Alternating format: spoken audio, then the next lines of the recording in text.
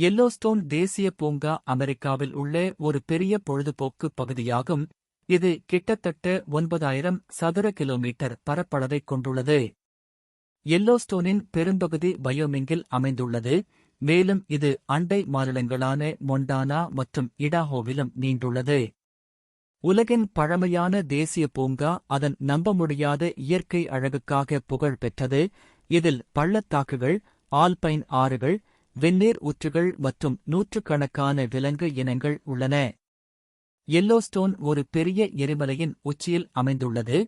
உண்மையில் இது ஒரு சூப்பர் எரிமலை என்று அதிகாரப்பூர்வமாக அழைக்கப்படுகிறது. இந்த சூப்பர் எரிமலை தோராயமாக 50 முதல் 70 கிலோமீட்டர் அகலம் கொண்டது மற்றும் கடைசியாக சுமார் 64,000 ஆண்டுகளுக்கு முன்பு வெடித்ததாக கருதப்படுகிறது. இருப்பினும் அது மீண்டும் வெடிக்கும் வாய்ப்பு அதிகம் என்ற எதிர்பார்ப்பு சிலரை பதட்டப்படுத்துகிறது. மேலும் யெல்லோஸ்டோன் வெடித்தால் ஏற்படும் சேதம் பேரழிவை ஏற்படுத்தும். ஒரு சூப்பர் எரிமலை அதன் வெடிப்பின் சக்தி மற்றும் மூர்க்கத்தனத்தில் ஒரு சாதாரண எரிமலையிலிருந்து வேறுபடுகிறது.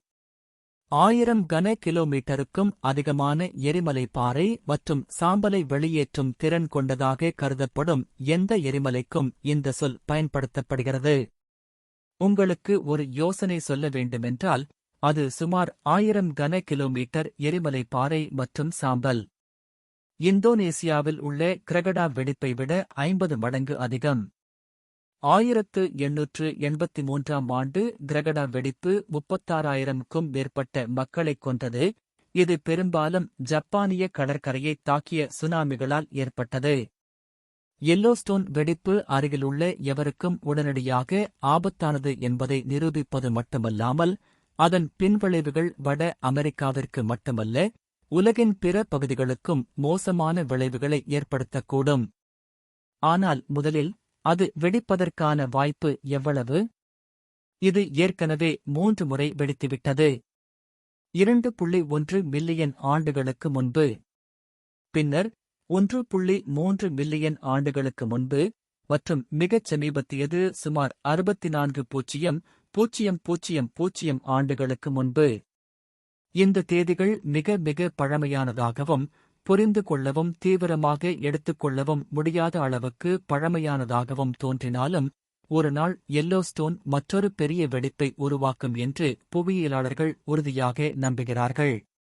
தற்போது தேசிய பூங்கா 3 ஒன்றுடன் ஒன்று இணைந்த கால்டெராக்களின் உச்சியில் உள்ளது.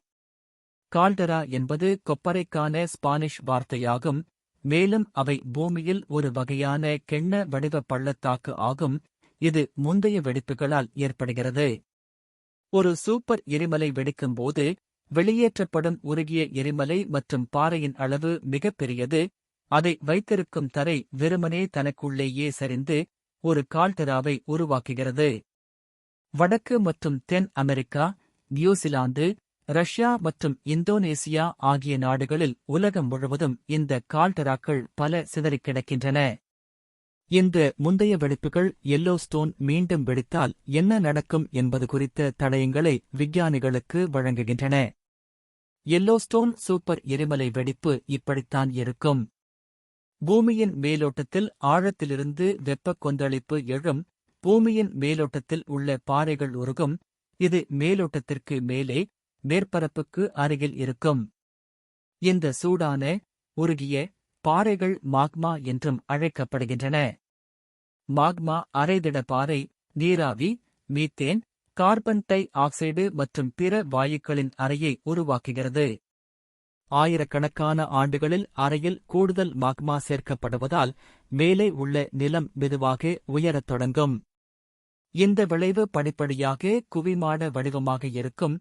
இது மேற்பரப்புக்கு அடியில் உள்ள மாக்மாவிலிருந்து அழுத்தம் அதிகரிப்பதன் மூலம் அங்குலம் அங்குலமாக உருவாக்கப்படும். உருகிய பாறைகள் மற்றும் வாயுக்களின் ஆவியாகும் கலவையை இனி கட்டுப்படுத்த முடியாத போது விரிசல்கள் மற்றும் எலும்பு முறிவுகள் தோன்றத் தொடங்குகின்றன.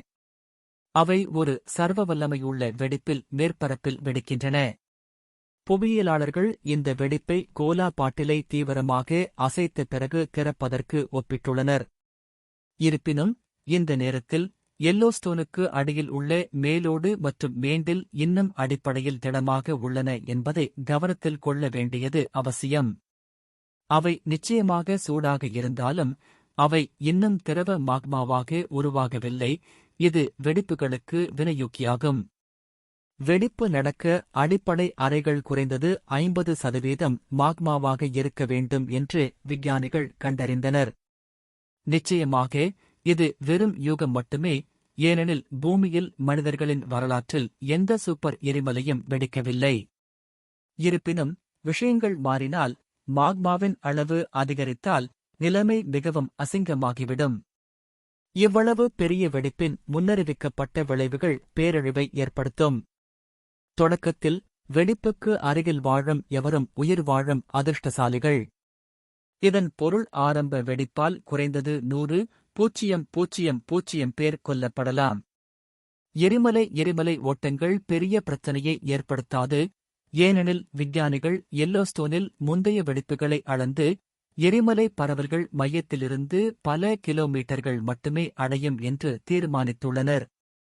இருப்பினும் கவலைக்குரிய விஷயம் என்னவென்றால், அதைத் தொடர்ந்து வரும் சாம்பல் மேகங்கள் மற்றும் வாயு வெளியேற்றங்கள் மக்களை கடுமையாக பாதிக்கும்.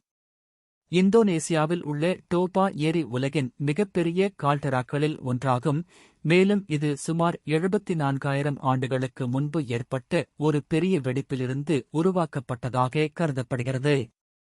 மவுண்ட் டோபா வெடிப்பு அடுக்கு மண்டலத்தில் அதிக சாம்பலை செலுத்தியது, அது ஒரு பேரழிவு தரும் எரிமலை குளிர்காலத்தை உருவாக்கியது.